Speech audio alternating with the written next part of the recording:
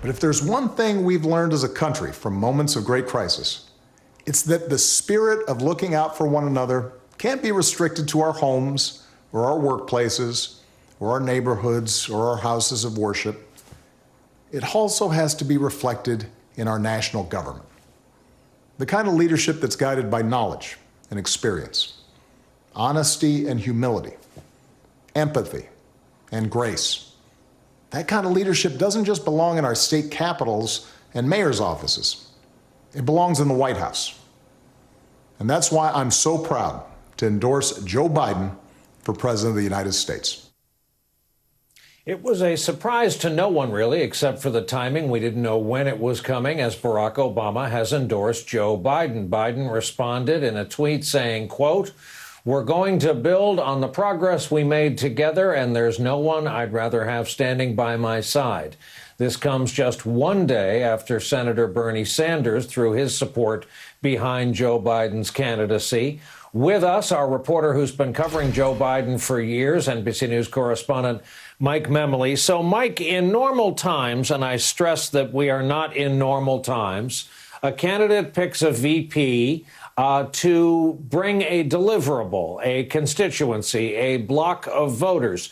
Joe Biden hasn't said much about his selection process, except that he's looking for someone who is who he's not in many areas. Enlighten us as to where the process might stand. Well, Brian, I'll quibble with your framing just a bit. In fact, I would argue that Joe Biden has probably said more about his thinking in terms of what he's looking for in a running mate than potentially any nominee of a major party for some time. And a lot of that has to do with the fact that he entered this race as the front runner, and he is a two-term vice president. We've only had 3 of those previously who've had this opportunity to pick their own running mate.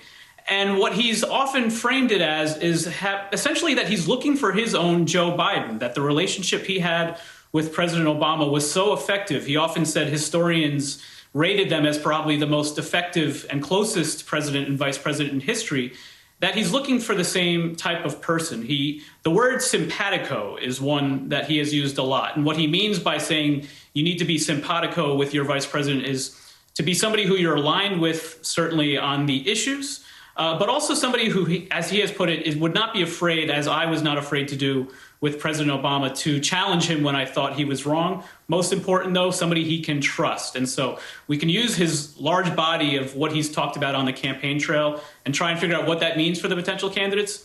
What we'll see in the coming weeks, though, is Biden setting up that formal committee that will advise him on that process. That's the next step. And his aides say that he wants to see that whole process through. Let the reading of the tea leaves begin. NBC's Mike Memoli. Mike, thank you very much.